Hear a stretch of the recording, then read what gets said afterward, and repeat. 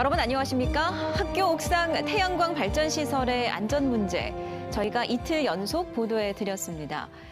여길 보시면 이 학교 옥상에 183kW급의 태양광 발전 시설이 이렇게 설치되어 있습니다.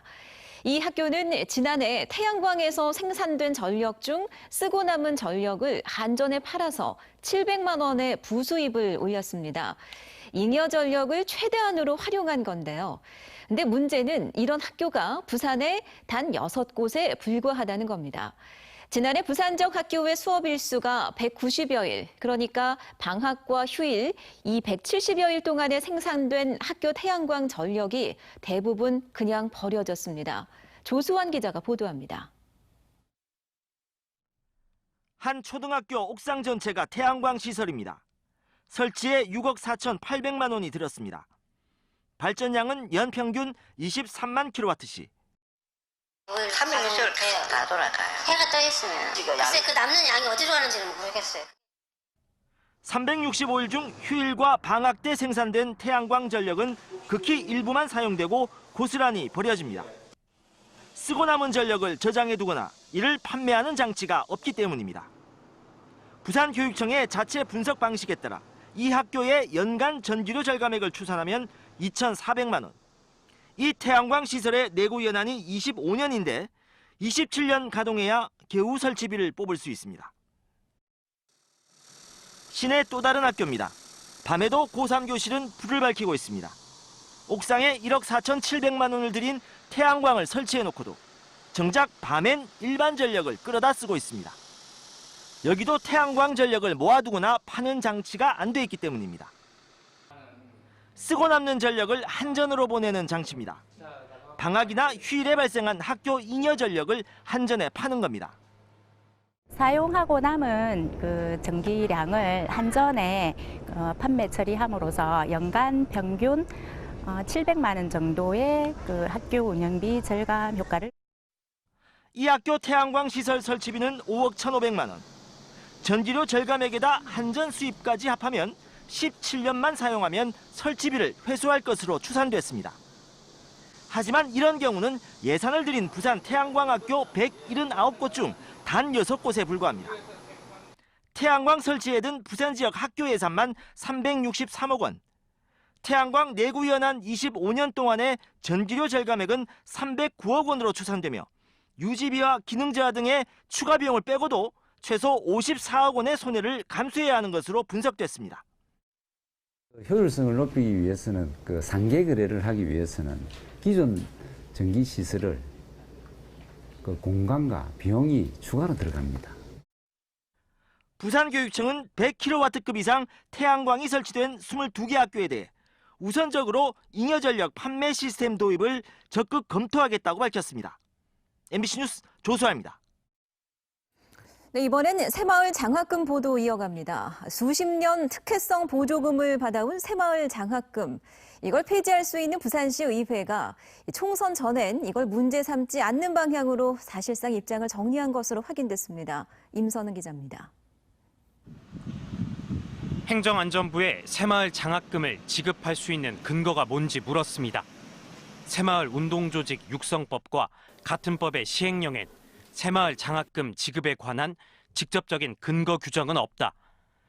해당 지방자치단체에서 관계 법령에 따라 필요하다고 판단되는 경우에 자율적으로 예산을 편성해 집행하는 사항이라고 답했습니다.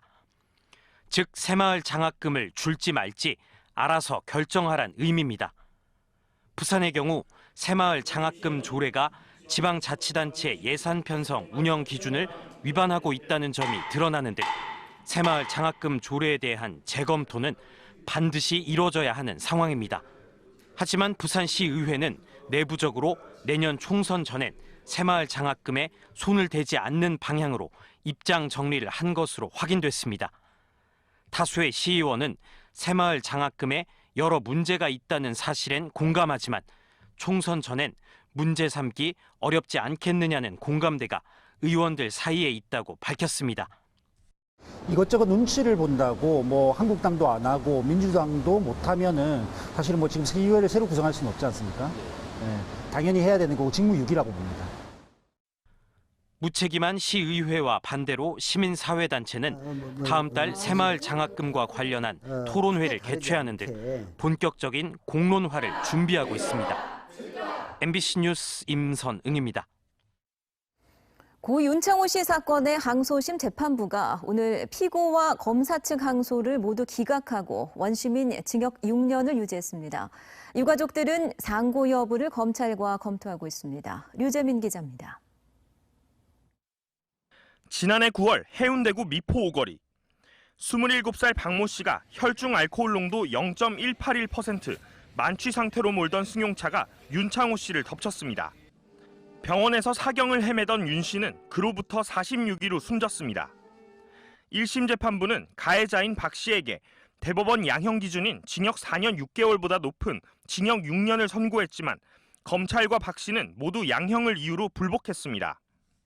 이번 항소심 과정에서 검찰은 가해자가 반성의 기미를 보이지 않는다며 1심 구형량인 징역 10년보다 높은 징역 12년을 구형했습니다. 그러나 오늘 법원은 피고와 검찰 측 항소를 모두 기각하고 징역 6년을 그대로 유지했습니다. 합리적인 범위를 벗어나지 않은 1심의 판단이 무겁거나 가볍지 않았다는 겁니다. 1심과 비교하여 양형 조건의 변화가 없고 1심의 양형이 재량의 합리적인 범위를 벗어나지 아니하였으며 항소심에서 주장된 사정은 1심 양형 판단을 변경할 만한 새로운 사유로 보기 어려워 고 윤창호 씨의 가족들은 선고 이후 착잡한 신경을 내비쳤습니다.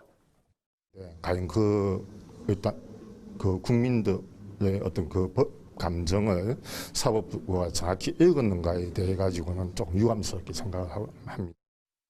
정작 고 윤창호 씨 자신에겐 지난해 12월 시행된 음주운전 처벌 강화법이 적용되지 않는 상황. 마지막 대법원의 최종 판단이 남아있는 만큼 유가족들은 검찰과 협의해 상고 여부를 결정하겠다는 입장입니다. MBC 뉴스 류재민입니다.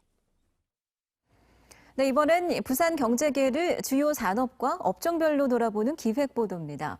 오늘은 마지막 순서로 도시의 외형을 구축해온 부산 건설업의 역사와 현재를 짚어보겠습니다. 민성빈 기자입니다.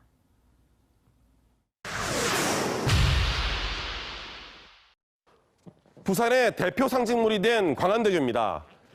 7.42km로 국내에서 가장 긴 복층 교량으로 다리 자체가 관광 자원이 됐습니다.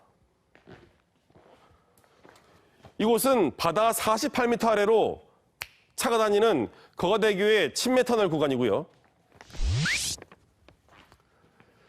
289m 높이 1,500개의 계단으로 이뤄진 63층짜리 부산국제금융센터와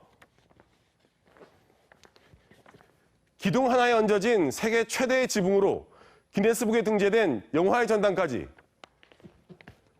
중요 기반 시설의 기능을 넘어서 부산의 핵심 상징물이 된 건축물들로 모두 부산 건설업체들의 기술력이 녹아 있습니다.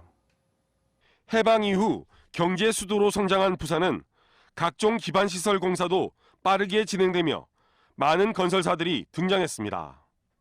한편 부산 시내 대신동과 염지동을 연결하는 터널 공사도 활발하게 진척되고 있습니다. 이 염신 터널은 오는 6월에는 완성될 것이라고 합니다. 하지만 외환위기 당시 1998년 7월에만 180개 업체가 문을 닫으며 위기를 맞았습니다.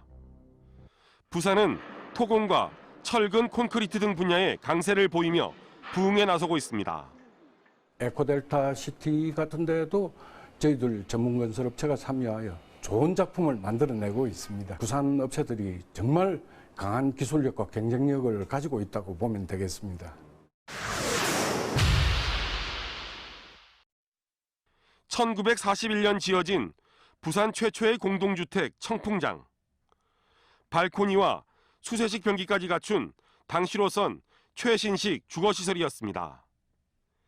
이후 많은 피난민이 몰려 공동주택 건설이 가속화됐고 산지가 많은 부산은 주택난 심화로 아파트가 대표적인 주거 공간이 됐습니다. 전국에서 가장 높은 10개의 건축물 가운데 8개가 부산에 몰려 있는데요. 해운대 마린시티와 용호동에 부산의 최고 높이 8개 마천루가 집중되어 있습니다.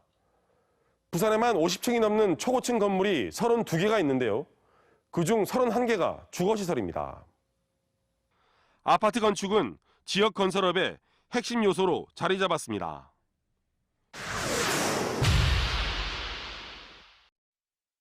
부산의 건설업체와 종사자는 8,800여 곳에 10만 명가량, 전국 건설업의 6~7% 비중입니다.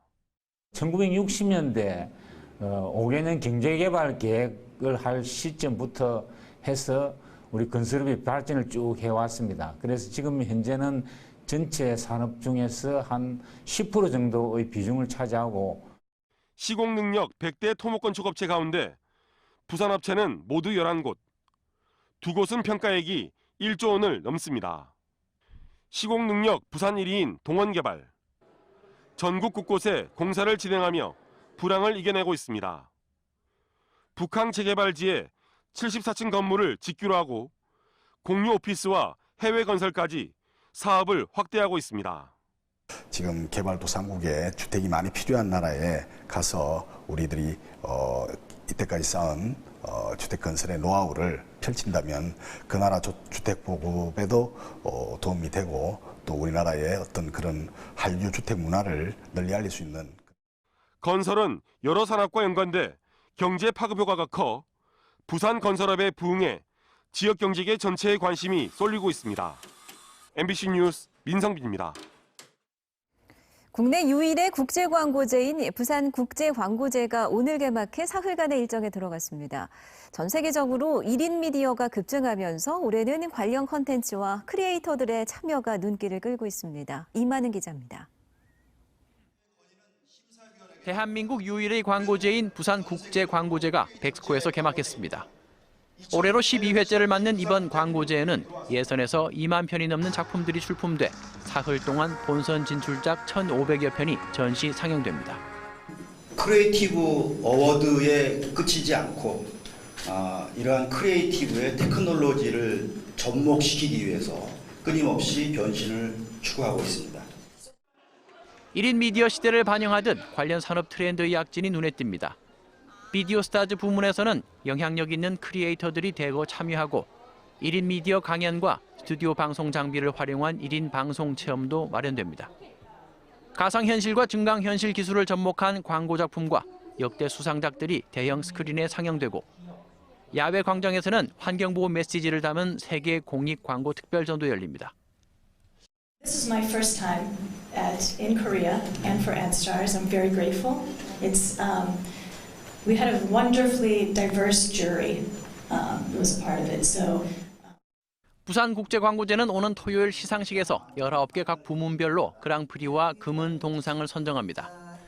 특히 각 부문 그랑프리 중에서 제품 부문과 공공 부문에서 각각 한 작품씩 최고의 2작품을 최종 선정해 올해의 그랑프리상을 시상합니다. MBC 뉴스 이만흥입니다. 부산대 온라인 게시판에서 조국 법무부 장관 후보자의 딸 의혹과 관련한 찬반 의견 게시글이 이어지고 있습니다. 부산대 학생 커뮤니티 마이피누에서는 조 후보자 딸의 의학전문대학원 입학 과정에 의문점이 많다며 학교 차원의 진상규명과 촛불 집회를 열어야 한다는 내용의 온라인 대자보가 게시됐습니다. 반면 사실관계가 명확하지 않은 상황에서 특정 여론과 언론에 휩쓸려선 안 된다는 반대 의견도 잇따르는 등 논란이 계속되고 있습니다. 갑질과 막말 논란으로 불러진 김선희 부산시립미술관장에 대한 퇴진 목소리가 전국 단위로 커지고 있습니다. 한국미술협회는 어제 17개 광역시도 회장단과 150개 시군 지부장, 해외지회 관계자들이 모인 가운데 성명을 내고 입점업체에 대한 갑질과 막말 논란을 일으키고 있는 자신의 소장품을 아트샵에서 판매하려 한 김 관장은 공공미술관장 자격이 없다고 주장하며 퇴진을 촉구했습니다.